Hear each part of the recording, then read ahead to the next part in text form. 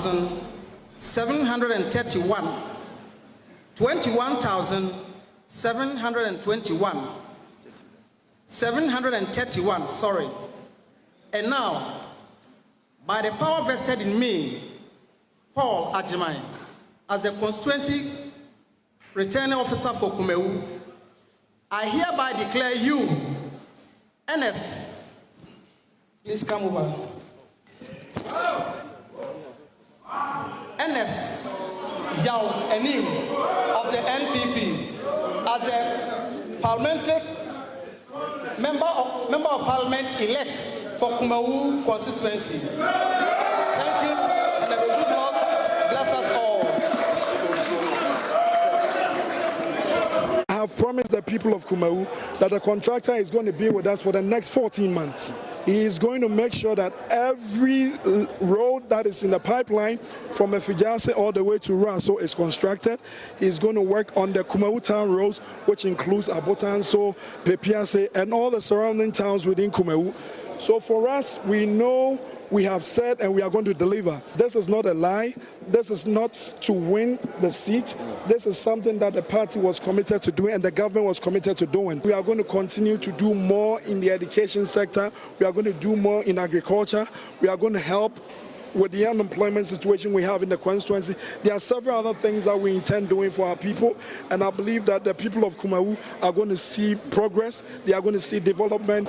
Mining in our say, Metinya Corona Boom, Metinya Pum Traba Kumawu, Metinya Bua, Akikaye in our boom, Ama, yet made in your mapa. Mekane, Yaya, last rally. Say Yankopona Bekasa and Ne Edue. Mekane baby so say a Juma Yaya, any a Juma MPP party Yaya Gusua Yayan, and Kunimdia and Namko Mubana, and Kunimdia Cassia. Namen Passameto Nam baby, but Nametia, Makuma Muno, Menim San Kunimdia Cassia and Obama MPP party. Ghana and Naji MPP Atun say MPP in the party, Yabets Media called Promised Land, no MPP in the party, Omoka, Omoya, and Nayakasi Abe Kumaukwa, and Yahu, Yakasi Ababua SCS Kumawu District Hospital, and Ne Agas Yabe Hospital, no Amakuma Maya Esomfaswo, MPP at the school feeding program by at the free SHS by Ghana for when Somfaso, Kumawu and Somfaso, when in Share party, no, ya Ghana, my and Kumawu man. It's not in Ghana for Beshan and Adu and Monyam Kumawu.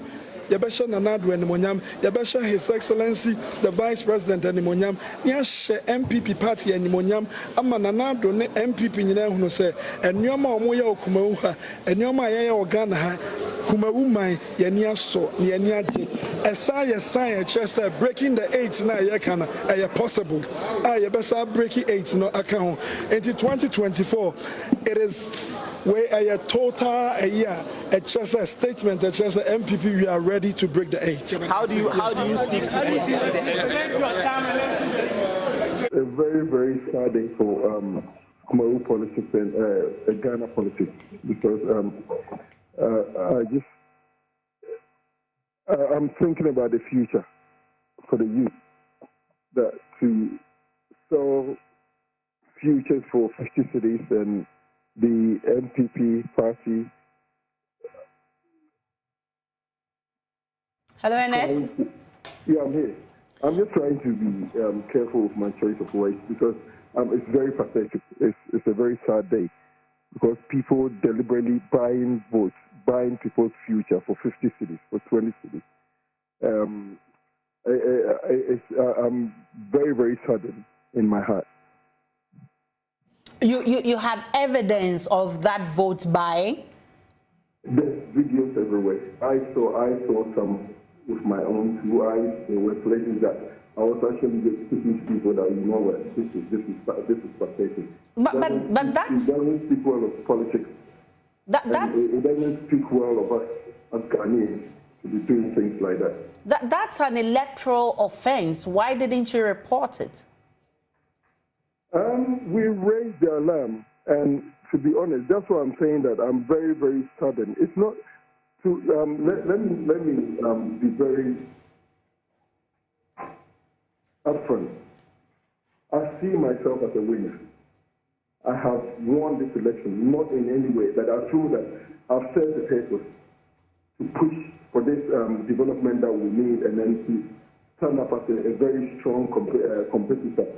So I'm very proud of myself and I'm proud of my team. But I'm saddened for what happened and for what it means for Ghana politics and for what it means for our youth and for what it means for the youth of Kumawu.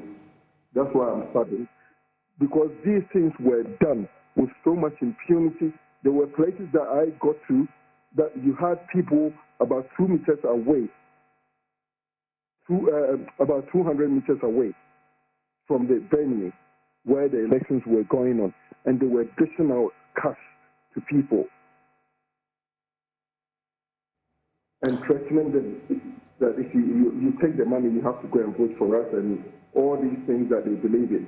And I mean, I was so sad. There were instances that I met with a few of these young people. I met with a few of these young people, and they, I've forgotten the names, but I think it will be a Bangkok. There's a town called Bangkok in Kumawu, and I had about 6 university students who came up to me that, look, these people are paying money.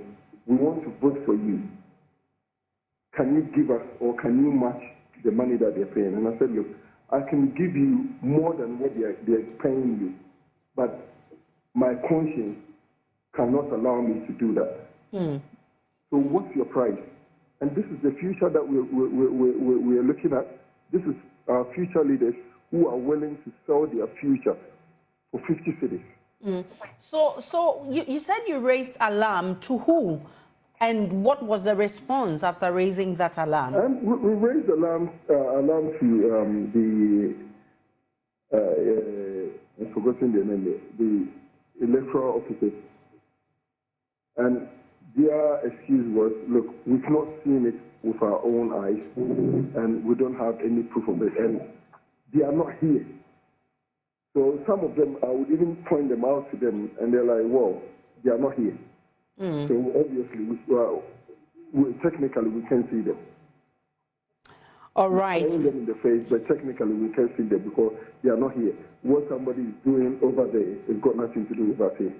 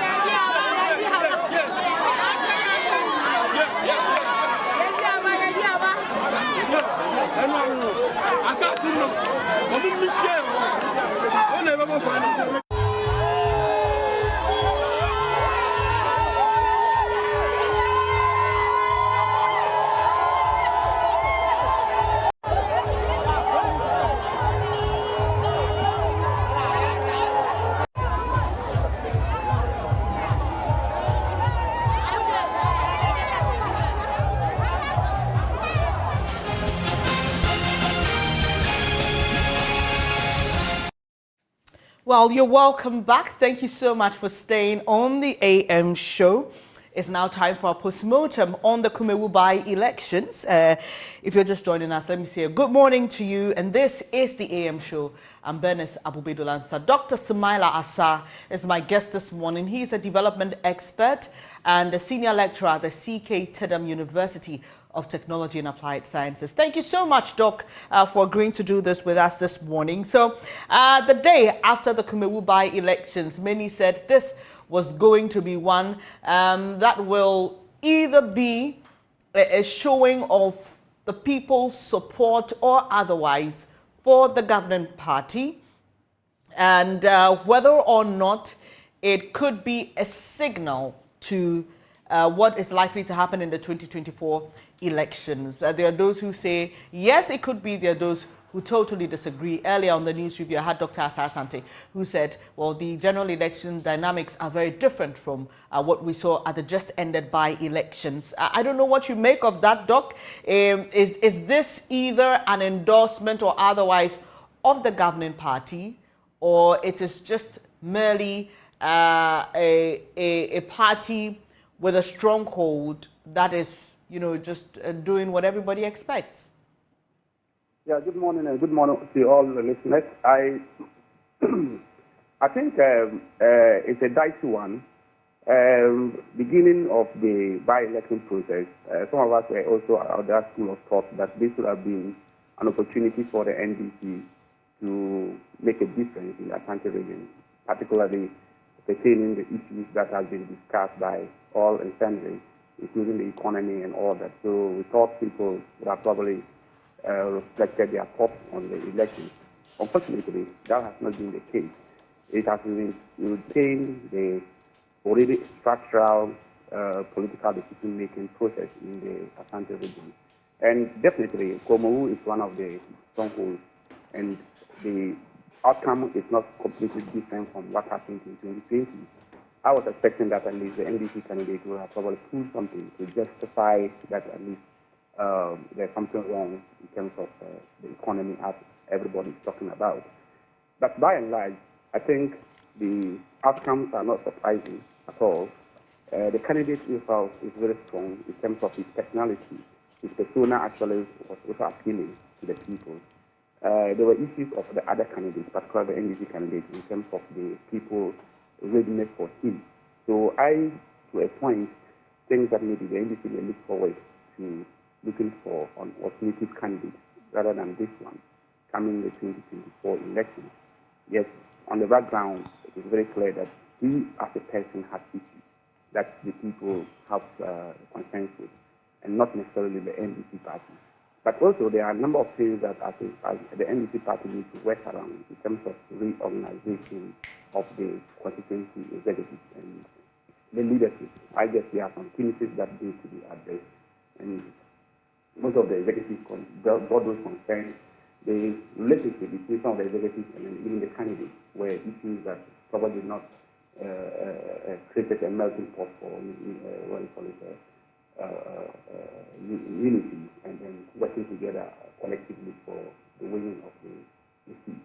So to me, it is something that is not quite surprising, but a bit surprising because we would have wished that at least as the Ghanaians are complaining across the Ashanti region, when Ashanti Akufo-Addo was visited there, some of the comments that came up and then some of the concerns of the Ashanti region executives of the NPP, that some of the comments were destructive and probably derailed the focus of the party in the Ashanti region. That has not been improved. So that hypothesis has not really been confirmed.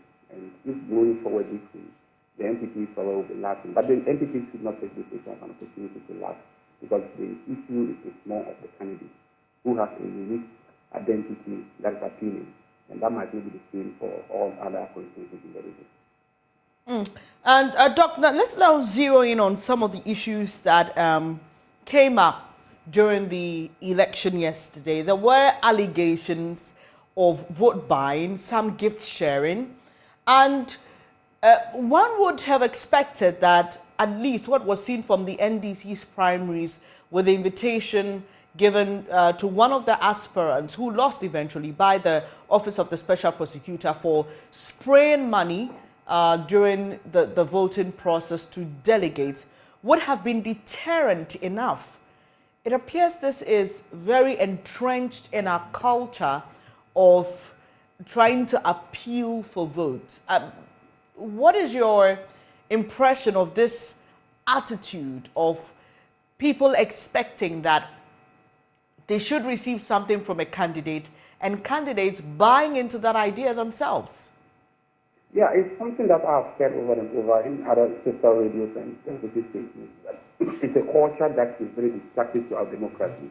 It's a sign that Ghanaians are beginning to say, okay, if you are in charge of government, then you have access to everything, and therefore it's time for me to also get what I want from you, and then when you go, I don't care what you do there to do. And if the democracy is built on this premises, I think we are carving on a very dangerous path.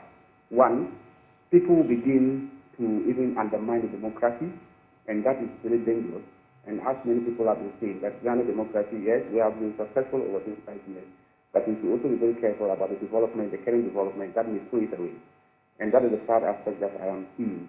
Because one, you can see from all elections, it's been not even, even electoral assembly elections, you see this happening. So what are the perceptions of Ghanaians now? This needs serious scientific analysis, and that's where we go to the university need to really get into this matter, and then we begin to organize forums to discuss.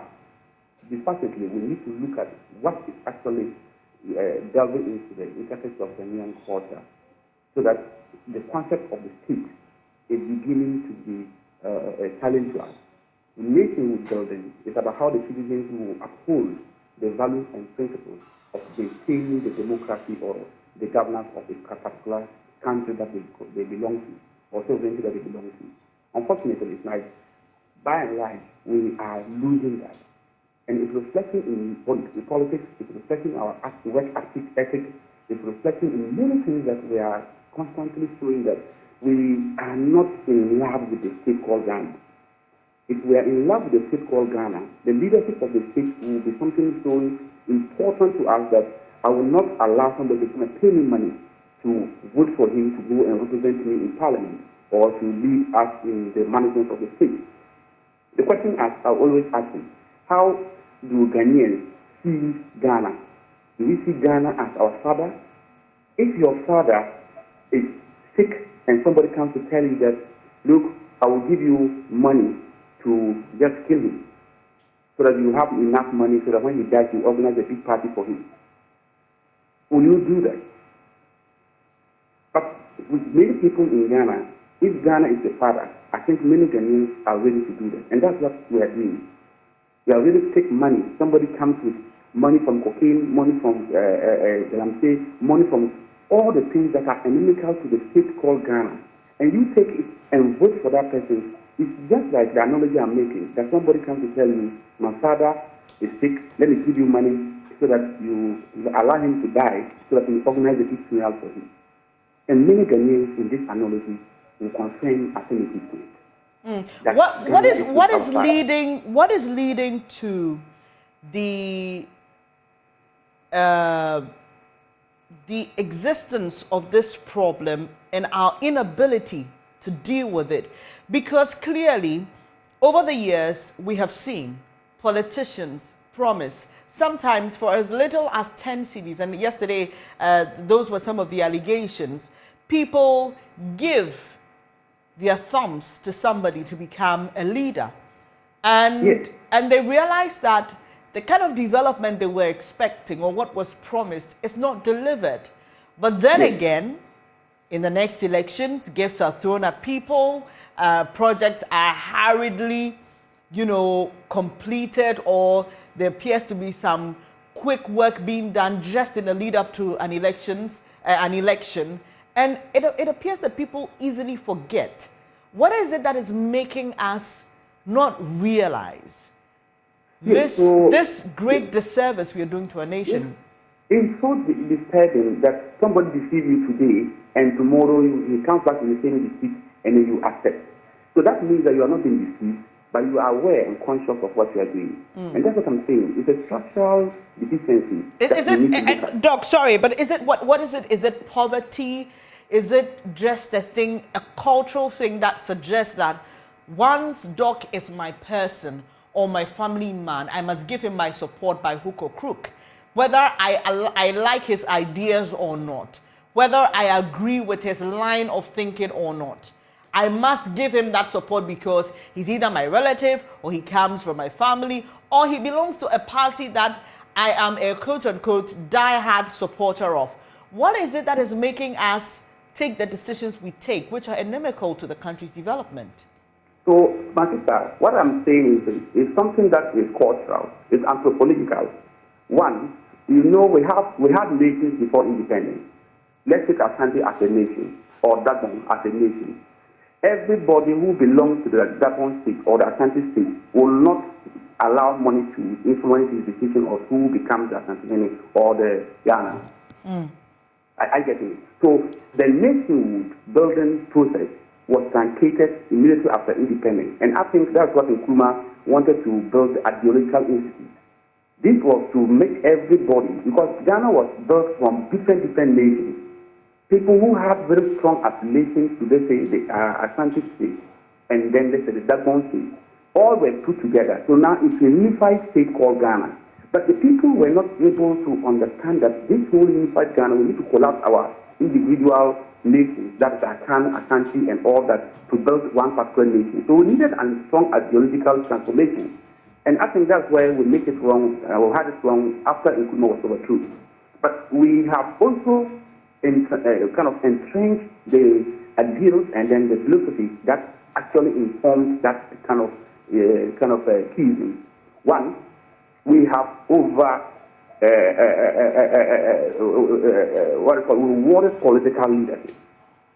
Political leadership is overly rewarded. That look, everybody is aware of. The salaries of MPs, have become public in Ghana, and 48 months put together, an MP cannot make up to 2 million Ghana cedis. Now, plus other benefits that come alongside, then somebody is willing to pay up to 2 million, 3 million Ghana cedis just to win an election. You should understand that there's a reward, and the people who are voting are aware that there's a reward. That's what you are. You're not a test, because I will not, as a businessman or whatever, go and use my 2 million for something that I will get 1 million out of it. So therefore, the citizens are aware that there's something that is loose in the management of the state, that politicians have the key and access to it.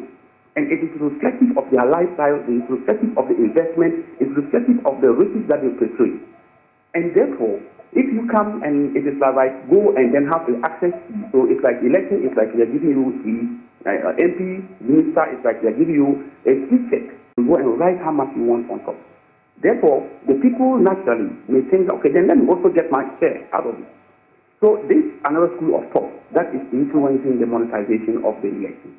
Another school of thought is what I talked about, the fact that people are not perturbed, they are not worried about what happens to the country called Ghana. So this school of thought, yes, both are positive when you look at the analysis. But we have to now begin to create a generation that will think otherwise.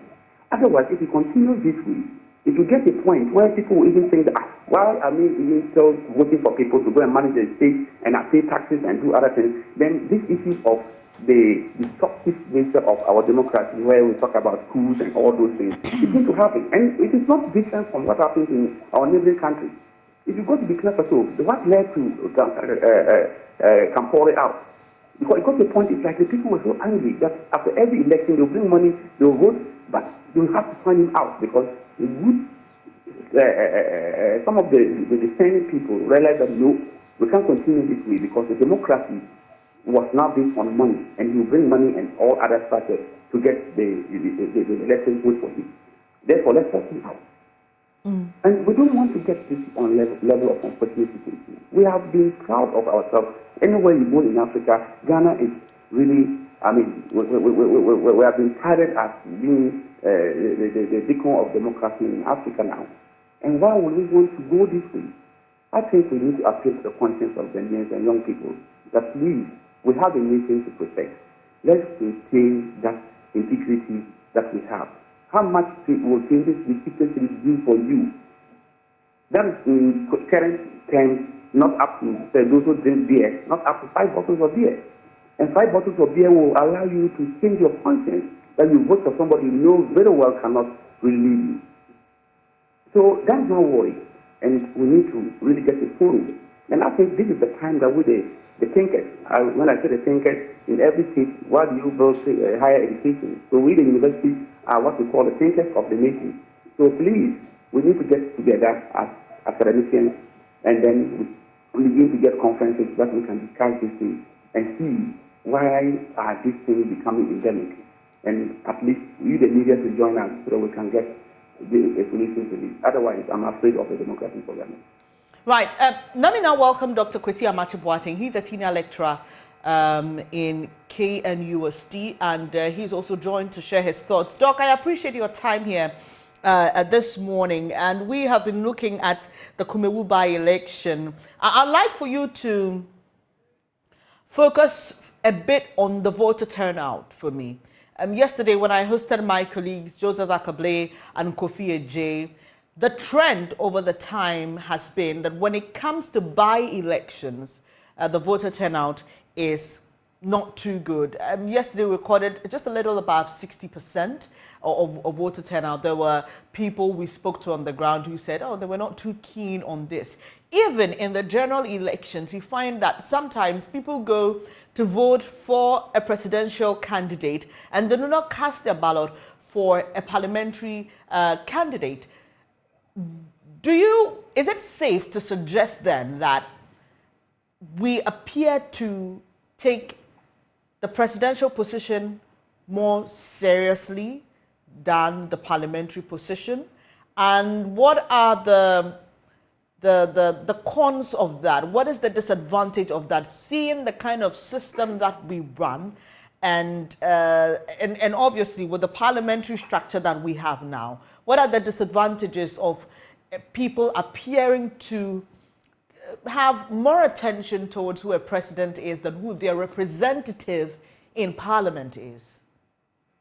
Let me say, thanks for this opportunity. Good morning to you yourself, your listeners, and my brother who was speaking just before I came in. This voter turnout issue, when you have 50% voter turnout, generally speaking in the literature, it is considered as good. When you have 50% of voter turnout in an election, be it by-election or general election, it is considered as good. So 50% voter turnout yesterday, based on this understanding, cannot be described as, low. It wasn't necessarily low.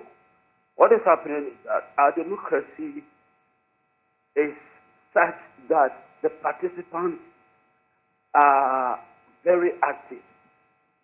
And many people, join. So we tend to have 70 plus 80% voter turnout. We have a lot of, so much active engagement in our political activities in this country. So that is one issue. And then two, in situations where people go to vote for the presidential candidate and decide not to vote for the parliamentary candidate, we want to go further and do some investigation. Besides that, what I was going to say is that in those areas where we have this development, we want to look at the ground. There might be issues on the ground, issues concerning how the parliamentary candidate got elected. The moment people have issues with the processes that produce the parliamentary candidate, then they go in, those who are die-hard members of the party who decide not to vote for the parliamentary candidate but vote for the presidential candidate. Otherwise, you have this phenomenon of skirt and blouse. So we want to look at the situation on the ground. But generally speaking, to the extent that people go to the polls to take part in the election, that is good. If something happens and they don't vote for the parliamentary candidate, it is good development because it means something. They are sending message to some people, to somebody. So that shouldn't be seen as bad. Once people decide to spend time, be in the queue, spend their time, go through the electoral process, that is what we need. So if something happens and they decide not to vote for the parliamentary candidate, it's a strong message, and we want to heed to those messages. So, Doc, does this for you signal the chances of the NPP in the 2024 elections for Ernest Yao Enim, who won on the ticket of the NPP? This is a strong indication that the party can and he believes indeed break the 8? You are talking of the overall general elections ahead of us, or you are... Yes, the 2024 elections, yes, breaking the 8. Come on, we can't use the Kumawu By-Elections to do such an analysis. Kumawu is an NPP stronghold. In fact, the person who won would have done so hands down, even if the party had not gone there to provide the support, development projects and everything. Kumawu is NPP. It is in their blood. And what is happening there points to this fact, especially the win by this man, and Resani. You know, they are stipulating over something. The understanding is that the late Honorable Baswa wasn't treated fairly by the party. I don't know whether Ghana has had any such development in the Fourth Republic, but you have a situation where a member of parliament is prevented by the state agents, the police, the military, from participating in political activity. His inalienable rights rudely curtailed by the state itself, simply because he was perceived to be an Alan person. So that is the bad politics of the NPP that has been playing out. And then they go into the primaries and we get this understanding who was an ardent supporter of the late Baswa. And this time around, the party realizes that, look, we can't continue to sort of perpetrate this sort of vision in ourselves. And so they unite behind this gentleman. And this is the outcome, and they are now jubilating. They also obviously like the government project that they have been yearning for all the time. They were deprived of that, possibly because of the Alan Nanado factor. The late Papa was seen as an Alan man, and everything points to that. The DCE made sure that he didn't work with him. People believe that in the 2020 elections, the Kokudia's strong show came because of the party's strong support for that independent candidate. Now that the party received from him, this is his real side. So the dynamics there are unique to Kumawu. We can't use it to analyze, the forthcoming elections. If anything at all, the fortune of the NDC sort of increased. The NDC made case relative to the 2020 elections. Right. And to me, that is significant because there is some resurgence of the NDC in Ashanti region. So, Doc, for you, even though the NDC didn't win the elections, the number of votes they were able to secure is an indication, or it is a reason why the party should not be too excited, that is the party here referring to the NPP, about this win and its potential of, or the potential of it being projected to mean anything significant during the 2024 elections. Now let's talk about the performance of the independent candidates. Like you rightly said, Mr. Kweku, who participated in the 2020 elections, performed very, very well. I'd like for you to tell me basically what you think led to his performance yesterday. The poor showing for him. I think I've related to that.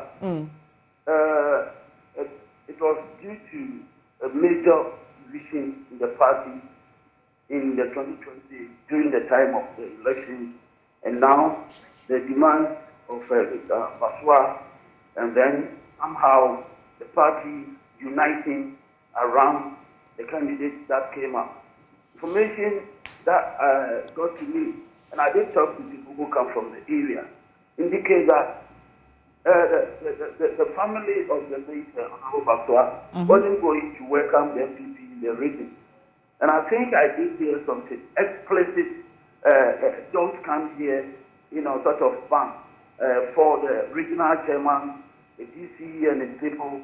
They simply asked them to stay away from the funeral and anything related to it.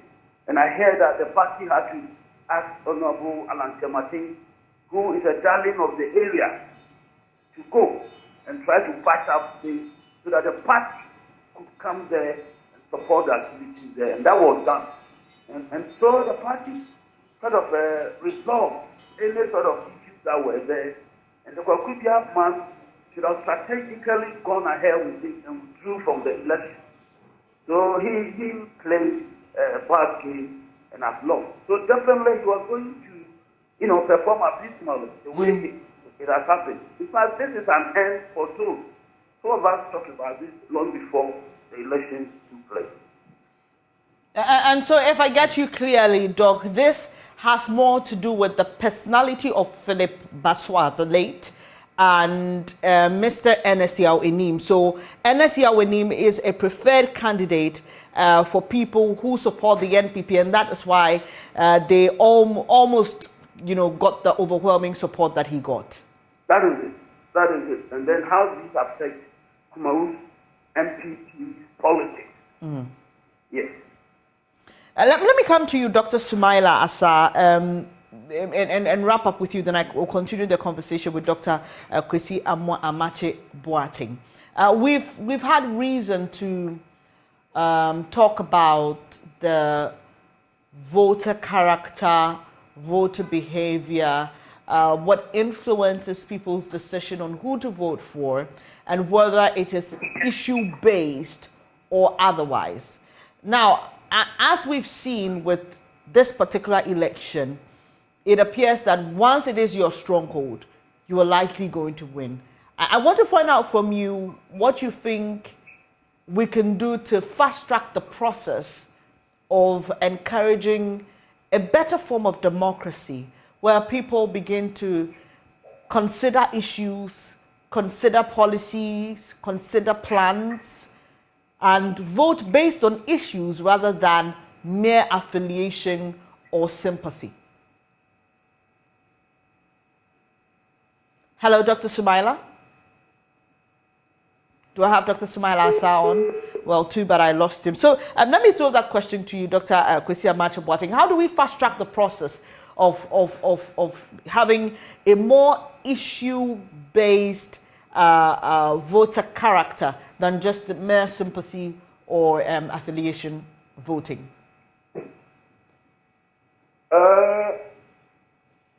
The two go side by side. If you look at established democracies, political parties are strongholds, and die-hard party members all over the world vote for their party. At West, they stay away from the food. So this sort of party support and people voting for their parties no matter what will not stop. It's a normal development in democratic politics. But then, issue-based, if you like, election is another issue. Ghana has a peculiar problem. I think it's the same with many African countries. Poverty. And so poverty drives a lot of things here. And many people are ready to take 100, which will mean too much to them, and act, if you like, irrationally. Otherwise, you will have issue-based. After all, that is the trust of political competition.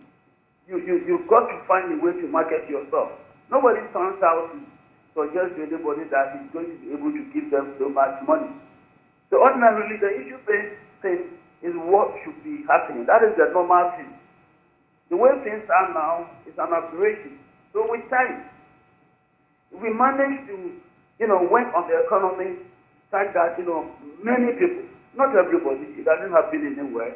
You have a good number of Ghanaians, having some good jobs to do, then definitely we want to stick their neck out and act in ways they see fit. But that notwithstanding, we don't have to think that things are so terrible here in this country.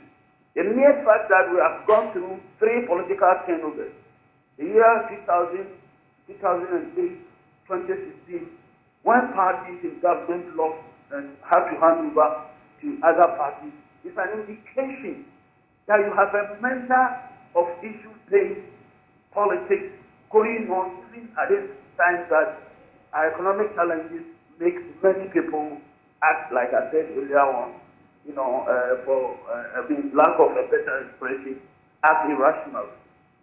So I don't think things are that bad.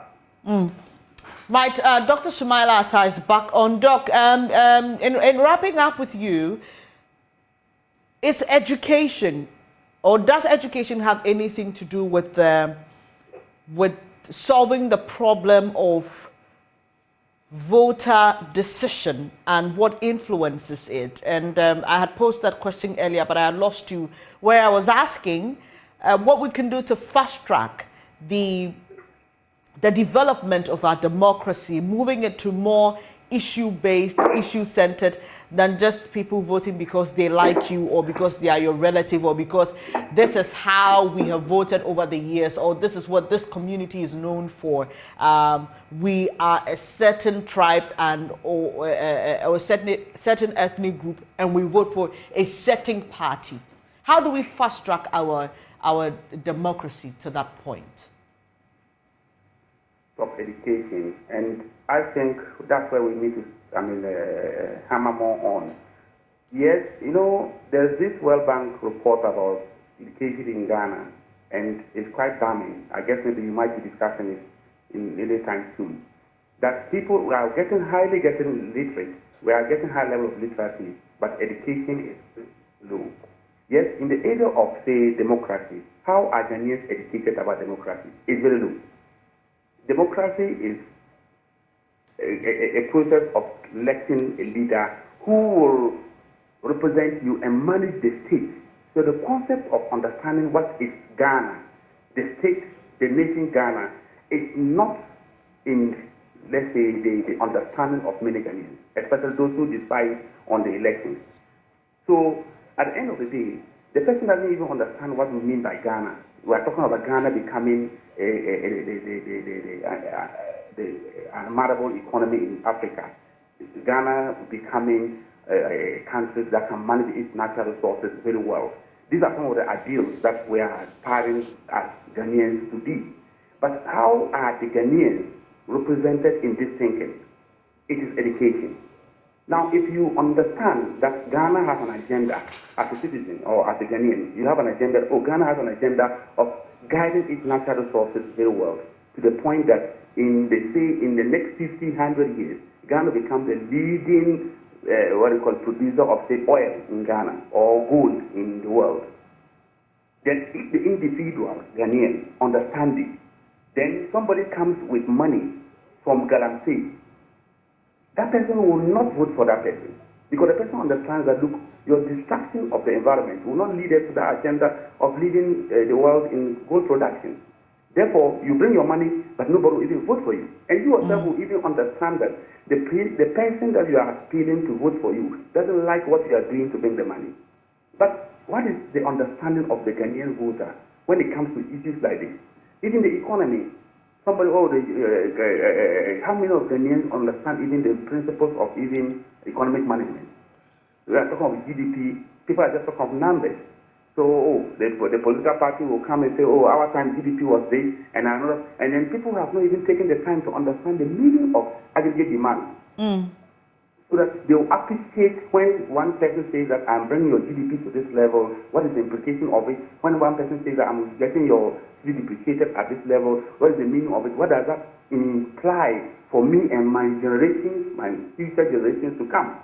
Therefore, I can make a political decision that will safeguard the interests of myself today and the future generations. That education needs to be really brought to the understanding of Ghanaians. And unfortunately, it is not. Even people who are literate, high level of literacy, people highly literate but are not educated on some of these things. And that is the worry. And that's why I've been talking about ideological, transformative, and generational kind of thinking. That's from our schools, our curriculum. And I'm happy that we have been talking about revision of our curriculum and all that. But there's still a lot in the curriculum that we need to revise. So that the young people coming up, because that's the only way. You can't change the already crooked branch of the tree. It will be difficult. We can tie a lot of stones on it to straighten it and all that, but we can't get it right. All what we can do is take care of the young trees coming up. So we make sure that they grow with that understanding of the concept of democracy They understand that Ghana is their father, and therefore anything that they can do to protect the interests of Ghana, they will do. How will you, as a Ghanaian, know very well that this person is bringing money from Galamsey to come and buy your conscience to vote for him, and you vote for him? What are you thinking? Because the person is not appreciative of the fact that the destruction of the environment today will kill the initiative of Ghana being a growing, highest or largest producer of gold in the world in the future. So these are the things that we need to go into the intricacies of this worldview. And the worldview, if you go to Europe, why are they thinking that way? Because they have been able to imbibe in the conscience and in the culture of every human being that Ghana is your country, Germany is your country, and you cannot influence somebody by just giving him money, because he's bigger than money. It's not that he's poor. So it's not about poverty. When we talk about poverty, look, our people, the 20 cities that they are giving to somebody to vote for, somebody goes to his cocoa farm or his banana farm, and then he can get even just 3-4 coconuts from his farm, and then it's worth more than 20 cities. That is not something that attracts him, but he thinks that Ghana is not worthy of even sacrificing for, and therefore 20 cities is enough to sell Ghana. And that is the danger that we are getting ourselves into. 20 cities, somebody is ready to take 20 cities because he is not worried about what happens to Ghana. And we should begin. So I will just conclude this conversation that we need to get into curriculum, develop the minds of young people, particularly from those from the crèche and the primary school, the basic school. So they will grow to understand. They should begin to even have issues with me that grown up. When you begin to see young people arguing and making debate, and I think in schools we should begin to create those debate clubs so that young people begin to even castigate and even kind of like ridicule with the adults. They should begin to ridicule us. And Doc, I mean, sadly, though, it appears that the concept of election, gift sharing, vote buying has even gone down to the basic school level. I know of a school where elections were being held for senior prefects, and some of the candidates brought gifts. Coffee and then yogurt, yeah. They brought gifts to their colleagues, and then you begin to ask yourself, what are we teaching these young ones? And where is the hope if we allow it to continue and trickle down to that level? Let me just share with you a reaction from Roxin Nelson Dapiamepo. He is an MP and belongs to the new National Democratic Congress. Now, here is a statement he put on social media after the elections. He says, the Kumawu results have poured in quick and fast. I was part of the Ashanti Regional Reorganization Project in 2022, but these Kumawu votes show we have to re-audit our register and branch executives. He says we have 9 executives, but had 3 and 4 votes in some branches. So where are our 9 NDC executives? And this is to say that he is expecting that just because you are an executive of the party, you must vote a certain way. And that is why in certain places, parties may want to have a strong delegate base or a strong executive base at the constituency level, because the assumption is that once you have those numbers, then you can start talking about winning an election. So clearly, even those who are already in parliament have these sort of expectations of voter behavior. Yeah, so actually, the behavior of voters to a large extent reflects in many elections. And this one in particular, I don't think I would dismiss it into. It had a number of implications for the outcomes of some of the polling stations and all that. And that is not something that is new. But why should you expect, the question here is that why should you expect that? Because I am NDC, I would just vote for the NDC candidate, even if another party's candidate is a better option. That's what I'm driving at. So he's expecting that because they have 9 executives in a particular constituency, they shouldn't have less than 9 votes. Yeah, so actually, I began by saying that the NDC candidates have structural and then issues with individuals in the party. and even among some of the NDC members in the constituency. So the outcome of the election is not just the reflection of the NDC performance, but the candidate himself. And that's where you can confirm some of this, school of thought from the outcome of a polling station, 9-9, and then you are getting less than 9 votes, meaning that some of your party people didn't like you and then voted against you. Yes, but that is also good in the growing of a democracy. That yes, you can look into the face of somebody who belongs to your party and think that he's not good enough, and therefore you can. But in this case, it might not necessarily be good enough, but also issues of conflict may not necessarily be as a result of your incompetence. You are not competent enough, but probably because of the differences that you need to address and you didn't address. So it's a good development. If it is positive on that score, I think, yes, look into your face of your own brother or sister and say that you are not good enough as compared to somebody who doesn't belong to my camp. It's a good development in democracy. But we need to go in details to understand really, was it based on in terms of his competence, or it was based on other elements of schism or differences that existed between them, and therefore they wanted to show him where power lies. These are all things that are possible. So I think largely we have to commend Ghana again for the fact that it also ended without any conflict and fight. Yes. And then the usual machetes and cutlasses, we didn't see that. And I think we are gradually giving ourselves some high on that per the recent elections from 2020 and then the recent ones. We can see that at least we are doing better in terms of the conflict or the violence. But the issue that now we need to look at seriously is this about selling Ghana for 20 cities, 30 cities, 40 cities. And then when it comes to constituency level, 2,000, 3,000 cities to buy people's conscience, I think we need to begin to be spending more. And that's where I'm coming from, education's point of view, that we need to get the young ones. And it will be difficult for us to just change it overnight. We shouldn't expect this thing to happen overnight. But I think now that it has happened, it didn't really start. It started small, and now it has gotten to this undesirable level.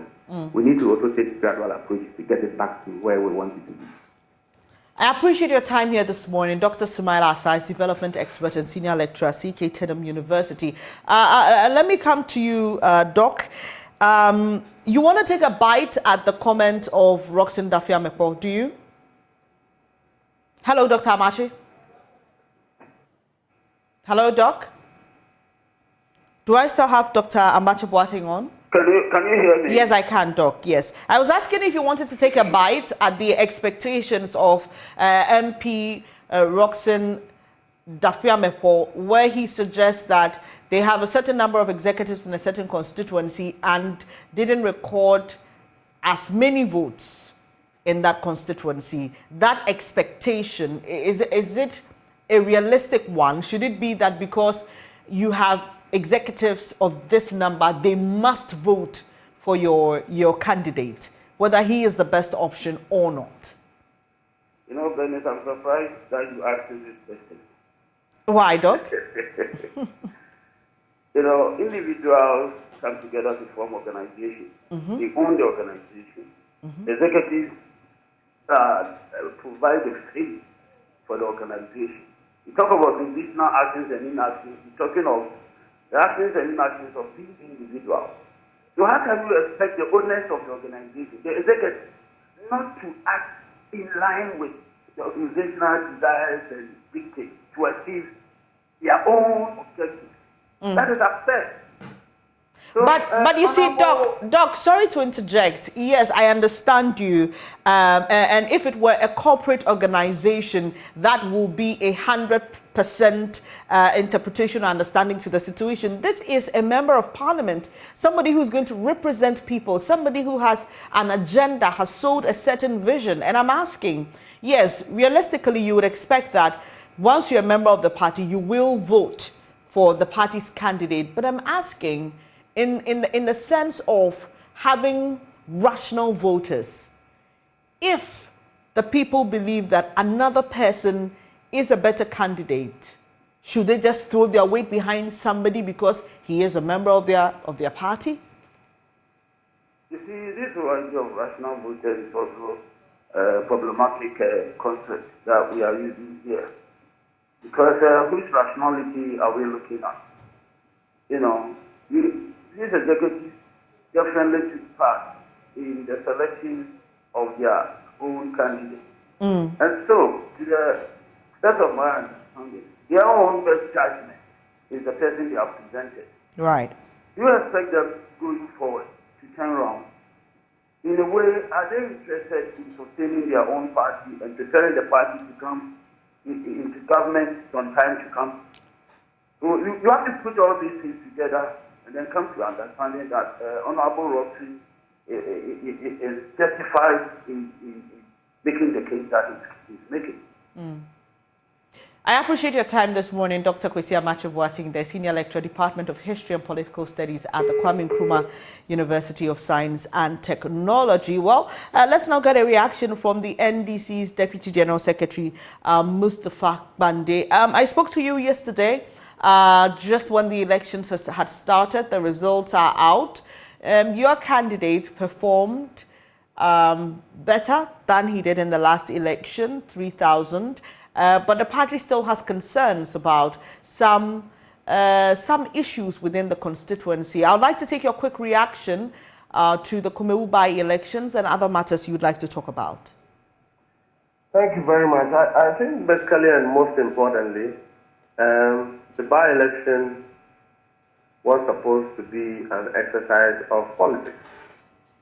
But that has not been the case for our brothers in the NPP and the government. What they have engaged in is a very disgraceful act of vote buying, sharing of money. They have clearly departed from development-oriented politics to what will simply be politically expedient for the purposes of the NPP. Unfortunately, we thought that these are things that they wouldn't do in their own stronghold. But surprisingly, that is what they did. How will you sacrifice development?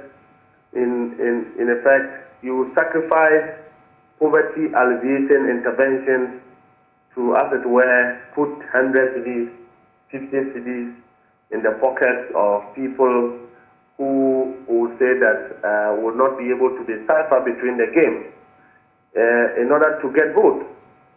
We expect that they don't do that in their stronghold, even when they have done or engaged in this shameful exercise. They still got a difference in terms of the margins between 2020 and what they got yesterday to be 304.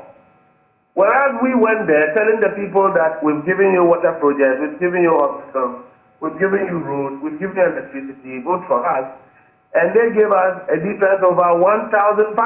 Who did better? Look at the voter apathy.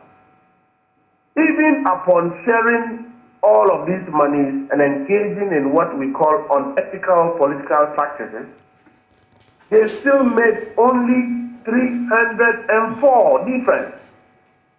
Because if on any occasion, what number they got in 2020 becomes the whole of NPP in that constituency.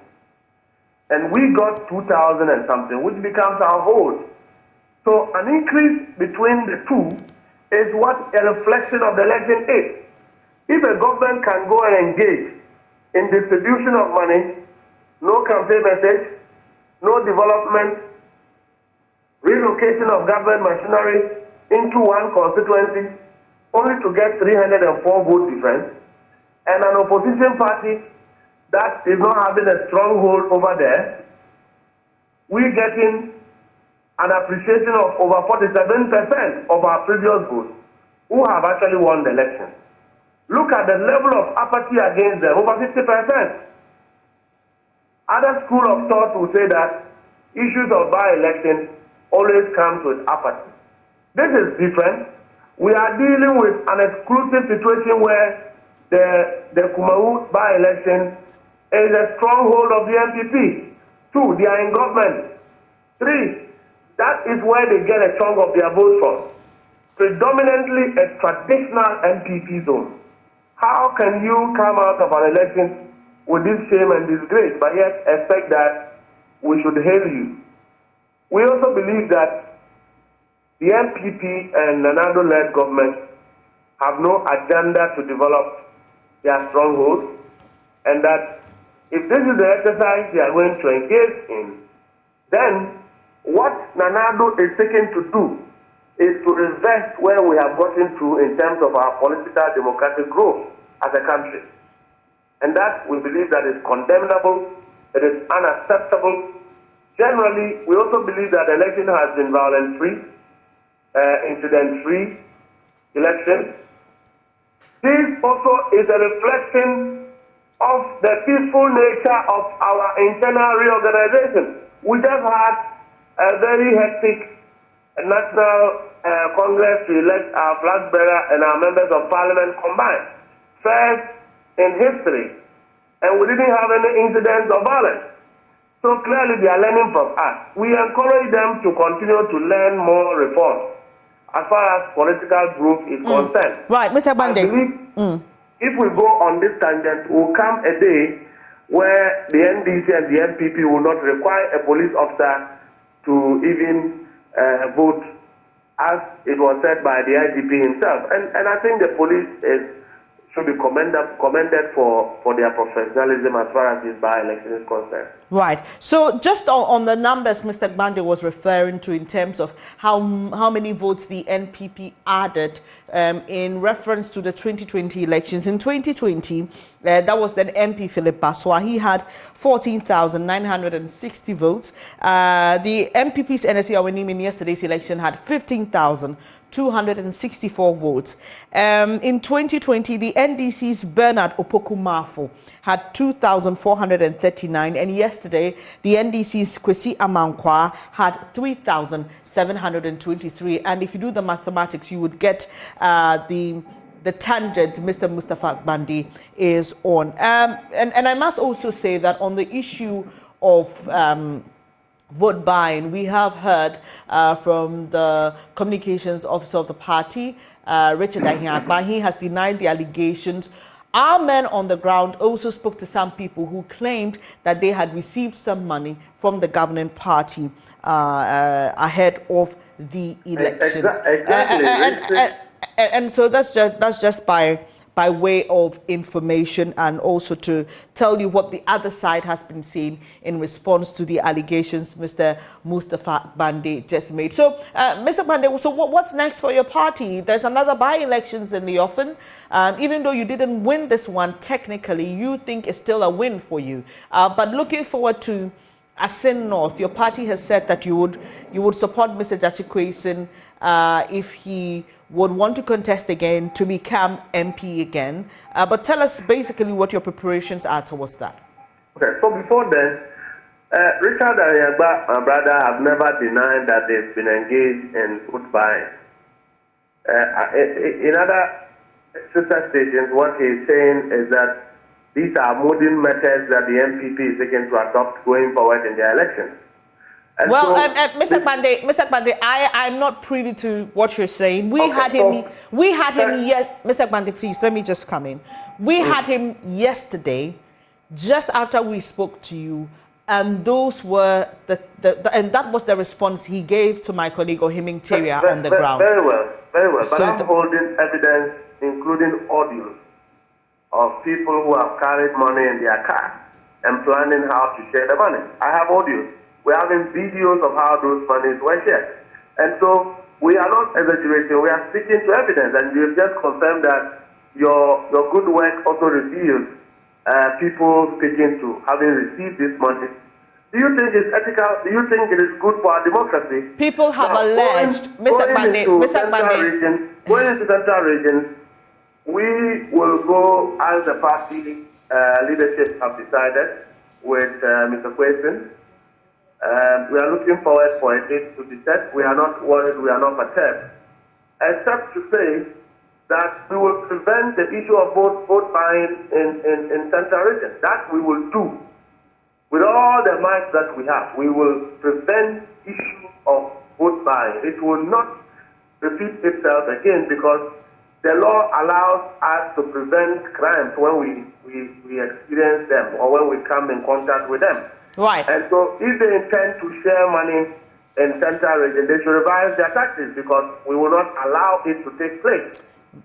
Mr. Pande, thankfully, we've been able to raise Mr. Richard Ahiagba on the line, and I'm grateful that he has agreed to speak to us. Mr. Ahiagba, have you ever said anywhere that these monies that were shared are modern forms of campaigning or politicking or whatever it is that you will employ in the 2024 elections? I just want that for starters, then we can zoom into your reactions on the elections.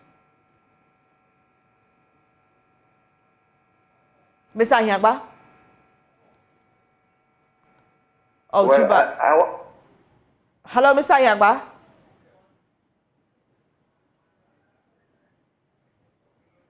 Oh, too bad.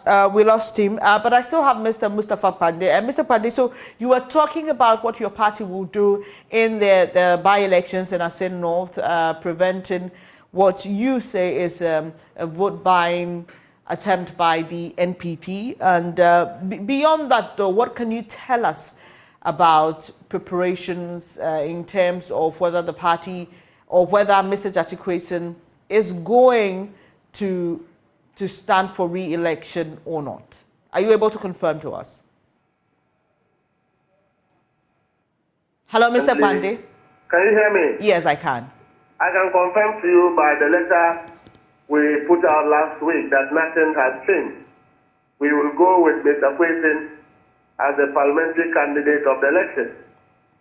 It doesn't matter what government wants to do.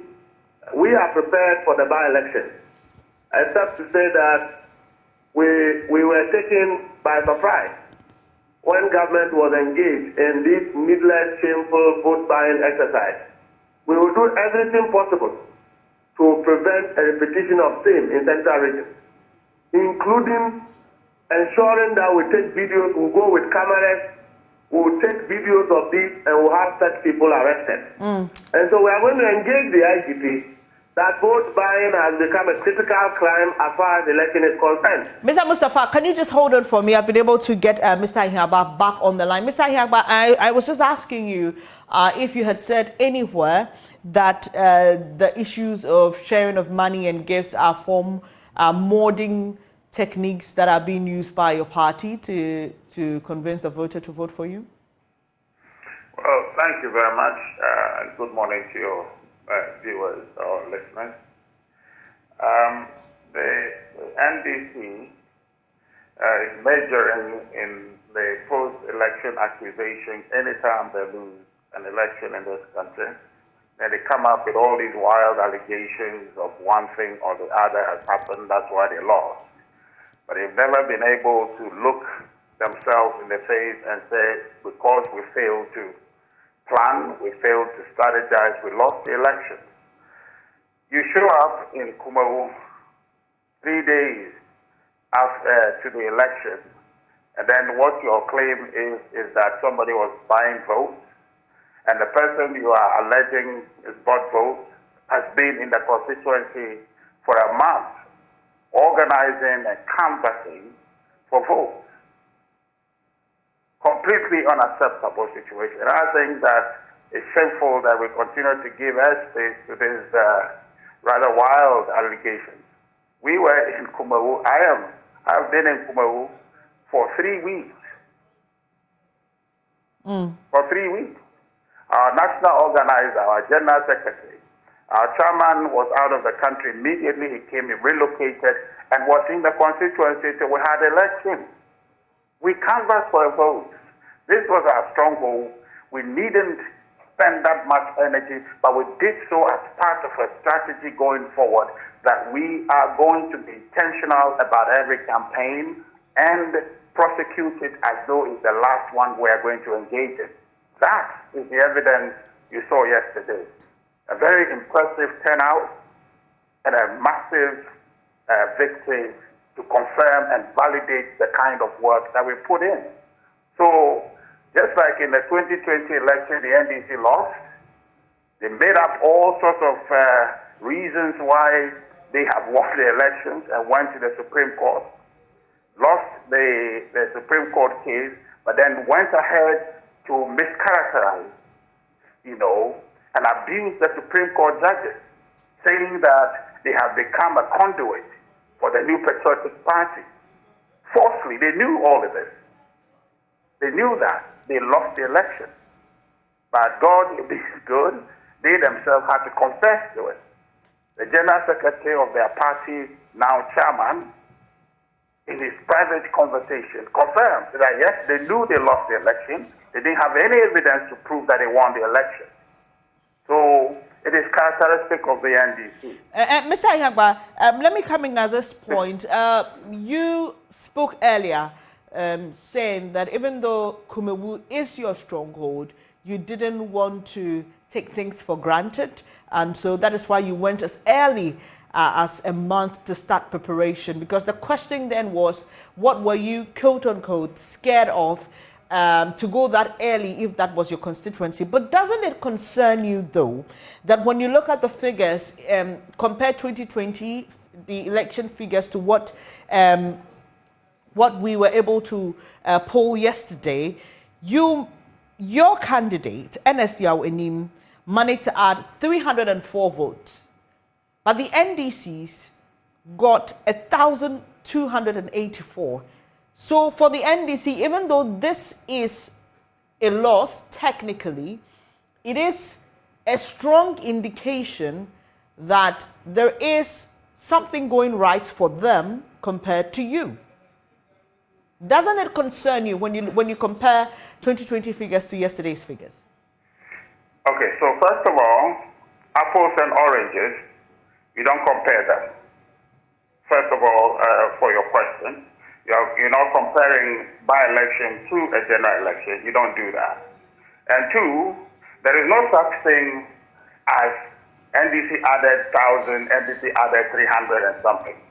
Totally, I don't know what kind of analysis that is. My good brother Mustafa has been making that analysis since yesterday, and it appears to me you are buying into that analysis. No, I'm only asking, Mr. Ayagba, I'm only asking a question because... Well, you don't ask the question what the analysis, there's no basis for that question. Mr. Ayagba, please permit me, please. Well, you have allowed me to answer your question, so please let me do so. No, I'll allow you to answer. I understood you. Please go ahead and answer the question for me. Okay, I understood the question you've asked, and I'm only telling you that you are buying into a flawed analysis.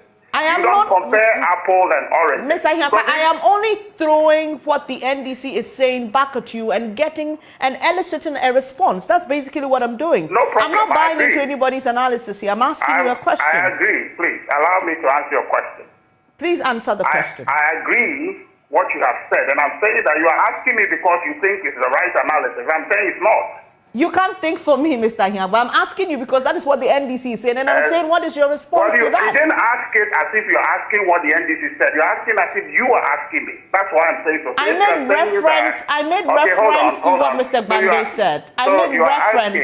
Mr. Ayagba, the back and forth is not necessary. I'm making reference, and I made reference here, and I said the NDC thinks that it is a win for them, even though technically it's a loss. That's what I said. And I'm asking you what your response is to that. So you can say, I'm thinking the way the NDC is thinking. You called me to speak and answer your question. So allow me to answer the question. When you ask me a question, how I understood the question is how I'm answering it, please. So I am telling you that apples and oranges you don't compare. You don't compare what happened in a general election to in a by-election. And the second thing is that the by-election on its own is a fresh election. It is not a continuation of the 2020 election. So therefore, you cannot say that because one got extra 250, that is the next game. It is not, it's not a continuum. So you don't do that analysis of comparing apples and oranges. What happened yesterday was a landslide victory for the NPP in a by-election. Completely separate and independent from any election that has happened before. That's what the analysis you should do. That to say that yesterday 2020 election, and now because MPP got this much, then is therefore is a net gain of this. The two elections are mutually exclusive. They are not one and the same at all. So that analysis should not be encouraged. You shouldn't repeat it. That's all I'm trying to say. Mr. Ihangba, are you done? Yes, I've answered your question, unless you have any other questions for me, please. All right. So looking forward to the Asin North elections. That is one that is going to be interesting. We all look forward to it, and here at the election headquarters, we are preparing towards that. Tell me what the plan of the NPP is in that regard. We know that the NDC says it will offer its support to its candidate, Jachi Kwesing. What is the NPP likely to do in that constituency? Well, very good for the NDC. I think as far as we're concerned, we have a roadmap strategy that will bring to Asin North. We'll revise and adapt it to the circumstances we'll find in Asin North. Very likely, our national leadership will take a decision on how we settle on a candidate for that election. And as soon as those decisions are made, I think we'll move straight into action. But I can assure you that we're going to leave no stone unturned, and the victory for the New Patriotic Party is assured. In 2020, that seat was ours, and the NDC took it in 2020. We know what happened. We understood the circumstances and the changes that has happened. We will factor those into our planning, and going into the by-election, we are very confident that the NPP will win that seat.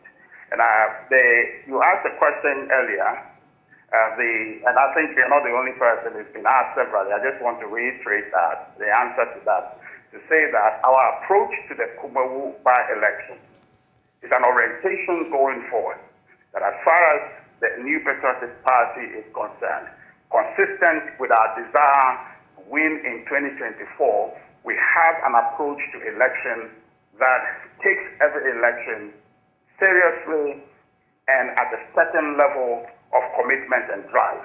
And so that's why you saw in Kumawu, we deployed all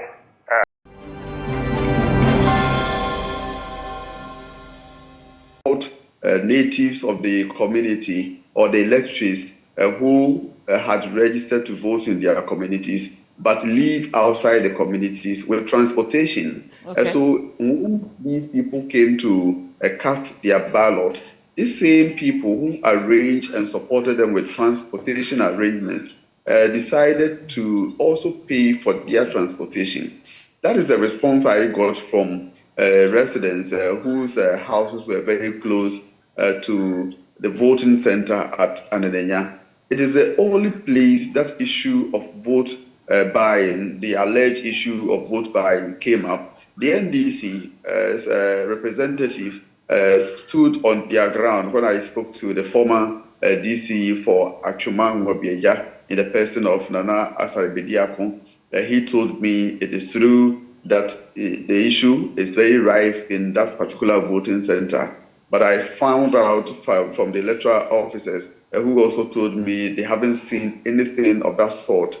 So, Bernice, if, for instance, comparing the words of the NDC or the narrative from the NDC to residents and that of the Electoral Commission officials are anything to go by, then I'm able to come to conclusion that from all that the parties involved have told me, there was nothing like vote buying in that particular voting center, Ananenya. That is what the people involved, information that they shared with me. And Ohiming, a positive feature of yesterday's by-election was the issue of no violence recorded, and it was a major concern for many people because of the stakes. Okay, we saw heavy deployment to the area. What are you able to tell me? What did you monitor in terms of security, provision of security in the area? Yes, that is in my career as a journalist, which spans about 22 years. I have covered several elections, including by-elections in that regard. The Kumawu by-election, I would say, is one of the organized, rehearsed police security approach. If you compare what we saw yesterday in Kumawu, is a very, let me say, ultra-modern, if I'm to use that word, because that was the very first time I saw police officers manning polling centers in body cameras. And that was also the very first time I saw a policeman, speaking to people who are supposedly alleged to be engaged in some sort of confusion or violence at the time. The police approach over the years have always been the defensive type. They wouldn't want to listen to you at all. But yesterday's approach was quite different. And the officers and then the men deployed by the Inspector General of Police to the polling centers live up to expectation. When their services were needed most, they were there. And it wasn't surprised that the NPP's former General Secretary, John Boadu, could say that he was very, very, very impressed and was satisfied with the security arrangement. It was an indication to the IGP's resolve to provide security to all political parties. And he says, because of the presence of the police, that is perhaps what deterred the political parties from sending their own party security operatives to the ground. And he was saying that it was even very expensive maintaining party security during elections. So the NDC, on the other hand, the national chairman, Johnson Esiedun Ketia, said it was too early to give verdict on the police performance. When I spoke to him at Raso before 3 p.m. yesterday, he was a bit satisfied, just that he wouldn't want to stick his neck out since he, according to him, violence usually erupts at elections from 3 p.m. and especially at the collation period. But unfortunately, as we witnessed yesterday, nothing of that sort did happen after 3 p.m. or even during the collation. You could see how police had rehearsed and were implementing a rehearsed plan at the collation center. The entire Presby Church area was cordoned off. They had barricaded the entire place. Even journalists who were given accreditation, you had to be screened. You go to the electoral commission officers. They will tell you, okay, you are allowed, you can go in and all that, being supported by the police. And so in all the plans that the police, had and executed, for me, I would say it was the best. And even before the elections, in the moment you enter the constituency, the southern part of the constituency from the east, enter Oyuko, you see the police presence there, and you walk to say about a kilometer or less than a kilometer, you meet a police presence there. So for me, I would say police administration did very well in providing security that ensured and also gave the assurance to the electorate that after all, we can go out, cast our ballot without fear, without being intimidated. There were just few incidents of near confusion or near clashes, especially at the Anglican polling station in Kumawu, Anglican JHS polling station, where supporters of the independent candidate, Mr. Kwekudua, are said to have clashed with some supporters of the NPP. Even then, as a number of police officers were called in, they were around to prevent what could have escalated to be a mayhem or a violence. So I would say that the police did very well in providing security to electors and all the people who participated in the elections, for journalists, for politicians, for residents, for even the British High Commission and then the foreign diplomats. They were all there and they could attest to the performance of the police. Right, thank you so much, Ahiming Teria. It's been quite a long night for you, and I'm grateful that you agreed to join me this morning to share what you observed during the Kumawu by-election. Well, that'll be it for our analysis on that particular election. When I come back shortly, I'll be telling you about Water Aid Ghana's country program launch.